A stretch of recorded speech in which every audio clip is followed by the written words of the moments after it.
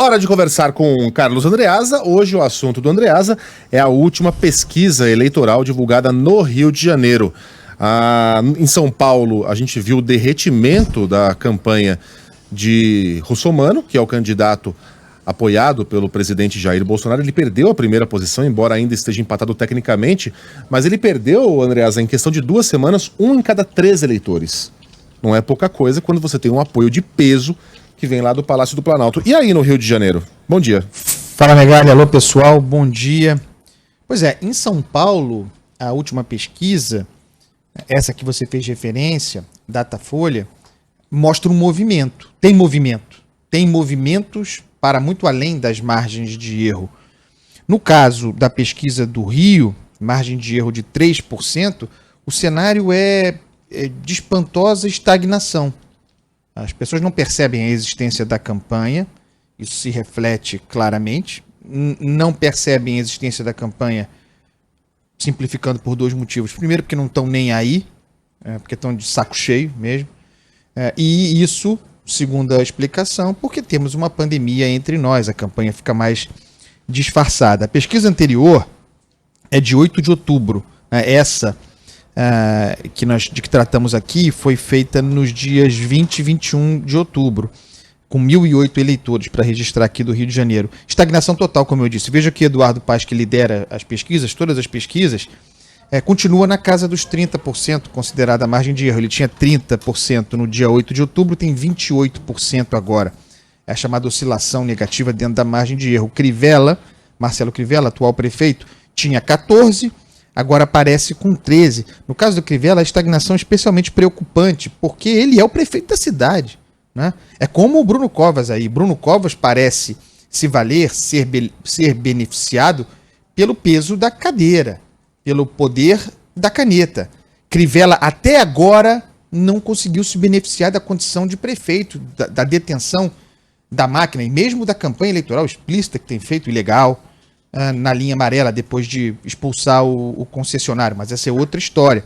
E aí tem o risco Luiz Lima também, porque eles disputam o mesmo eleitorado, é o eleitorado bolsonarista, chamemos assim, e Luiz Lima, que é até agora um jogador menor nessa eleição, cresceu de 1% a 4%, cresceu dentro da margem de erro, é verdade, mas é um crescimento que precisa ser registrado, porque se ele continuar, significa que talvez esse crescimento se dê comendo alguma base já precária de Marcelo Crivella, que está tecnicamente empatado nesse conjunto de margens de erro, né, na escada da margem de erro, com Marta Rocha, que tinha 10% no começo do mês e agora aparece com 13%, e Benedita da Silva, que tinha 8% e agora aparece com 10%. Ambas ascenderam dentro da margem de erro. A Marta Rocha, eu já falei aqui, tenho falado com frequência, e os números agora estão deixando isso muito claramente exposto.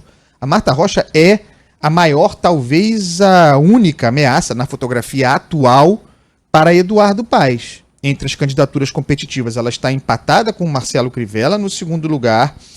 O Marcelo Crivella é o adversário dos sonhos de qualquer adversário. É o adversário dos sonhos de Eduardo Paes. Ele vence Crivella no segundo turno, ele vence Benedita da Silva no segundo turno, mas nessa pesquisa, nos cenários testados, a única adversária que vence Eduardo Paes no segundo turno é Marta Rocha.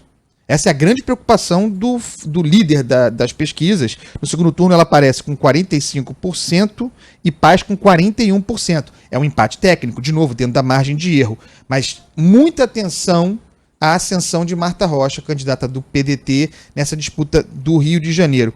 Para concluir, os dados da rejeição, que explicam, aliás, Megali, pessoal, por que Crivella é o adversário dos sonhos no segundo turno. Ele tem o prefeito tem 58% de rejeição no Rio de Janeiro. É uma marca. Claro, o segundo turno é uma nova eleição, isso muda, mas a projeção de alguém para o segundo turno rejeitado por mais da metade da população, 58%, é muito complicada, né? Paes, por exemplo, que foi prefeito durante 8 anos, é bastante, mas muito menor, muito menos, perto de Crivella, tem 31% de rejeição. Benedita da Silva, 27% de rejeição. E veja esse número, Megali, para corroborar o que eu disse sobre a Marta Rocha.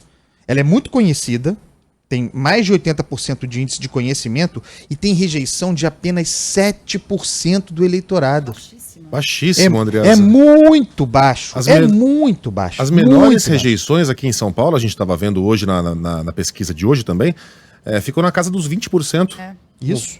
Então, 7% é praticamente uma não rejeição. Isso, eu tomei um susto quando eu vi essa rejeição, porque considerando a ascensão dela e o grau de conhecimento, ela não é uma desconhecida, ela é conhecida, então ela realmente tem a rejeição baixa.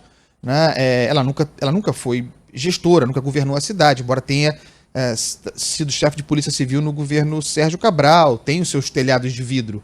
Né? Mas é alguém, deputado estadual, com uma rejeição muito baixa, em ascensão, e que no cenário de segundo turno é aquela que venceria Eduardo Paes, ou tecnicamente empatada com um viés de vitória aqui. Então, é a grande adversária de Eduardo Paes e a principal candidata nesse momento a furar essa polarização Eduardo Paes e Crivella. Vamos ver como esse jogo corre. 58% de rejeição ainda no primeiro turno é um troço, segundo analistas, quase proibitivo.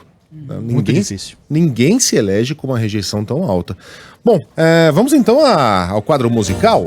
Eu pedi um samba que eu adoro, chama-se Laços e Pedaços. É um samba muito bonito e pouco lembrado, de uma dupla de compositores dos mais importantes, Wilson Moreira e Ney Lopes, uma grife.